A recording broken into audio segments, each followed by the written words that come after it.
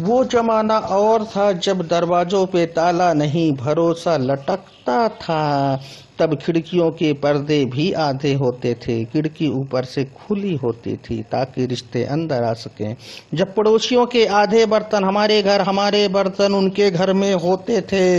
वो जमाना और था कि जब पड़ोस के घर बेटी पीहर आती थी तो सारे मोहल्ले में रौनक आती थी। जब गेहूं साफ करना किसी पार्टी सा हुआ करता था। वो जमाना कुछ और था जब ब्याह में मेहमानों को ठहराने के लिए होटल नहीं लिए जाते थे, पड़ोसियों के घर में भेजे जाते थे। जब छतों पर किसके पापड़ आलू सूख रहे हैं बताना मुश्किल था।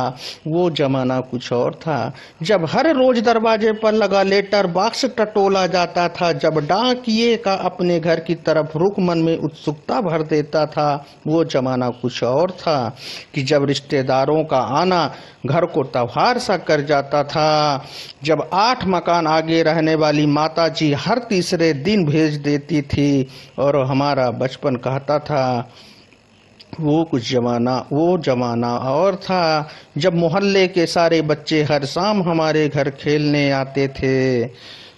जब बच्चे के हर जन्मदिन पर महिलाएं बधाइयाँ गाती थी, माँ पकवान बनाती थी, बच्चा गले में फूलों की माला लटकाए अपने को शहंशाह समझता था।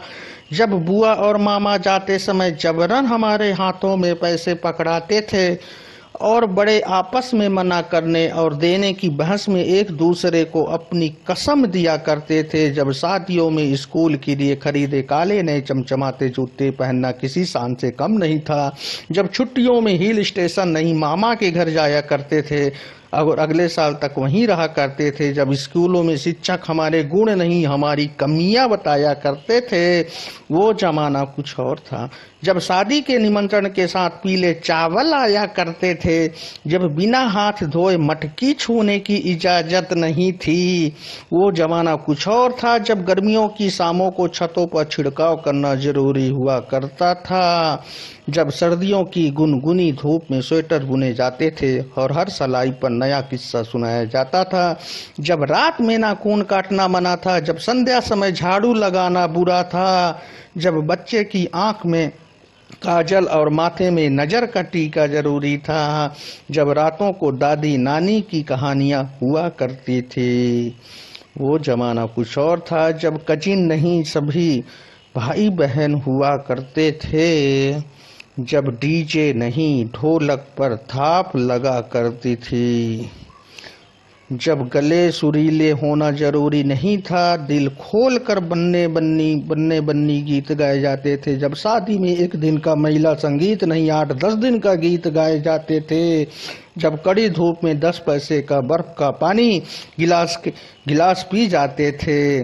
जब बिना एसी रेल का लंबा सफर पूड़ी आलू और अचार के साथ सुहाना लगता था। जब सड़क पर बर्फ के गोले वाले काका का बच्चा बर्फ का टुकड़ा लूटा करते थे। जब चंद खट्टे बेरों के स्वाद के आगे कटीली झाड़ियों के चुभन भूल जाया करते थे।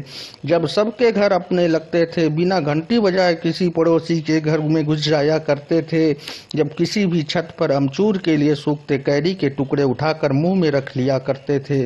जब अपने यहाँ जब पसंद की सब्जी ना बनी हो तो पड़ोसी के घर में कटोरी लेकर जाया करते थे। जब पेड़ों की शाखें हमारी बोझ उठाने को बेचैन हुआ करती थी। जब एक लकड़ी से पहिए की लंबी दूरी तक संतुलित करना विजय मुस्कान देता था। जब गुल्ली डंडा चंगा पो सतोलिया और कंचे दोस्ती के पुल हुआ करते थे। जब हम डॉक्टर को दिखाने कम जाते थे और डॉक्टर हमारे घर आते थे। जब इमली और कैरी खट्टी नहीं मीठी लगा करती थी। एक जमाना कुछ और था जब मोबाइल नहीं धर्मयुग साप्ताहिक हिंदुस्तान सरिता और कंडापनी के 7 दिन फिसल जाते थे। जब टीवी नहीं प्रेमचंद के उपन्यास हमें कहानियां सुनाते थे। जब पुराने कपड़ों के बदले चमकते बर्तन लिए जाते थे। जब स्वेटर की गर्माहट बाजार से नहीं खरीदी जाती थी। जब मुल्तानी मिट्टी से बालों को रेशमी बनाया जाता था वो जमाना कुछ और था। जब 10 पैसे की चूरन की गोलियां जिंदगी में नया जायका घोला करती थी।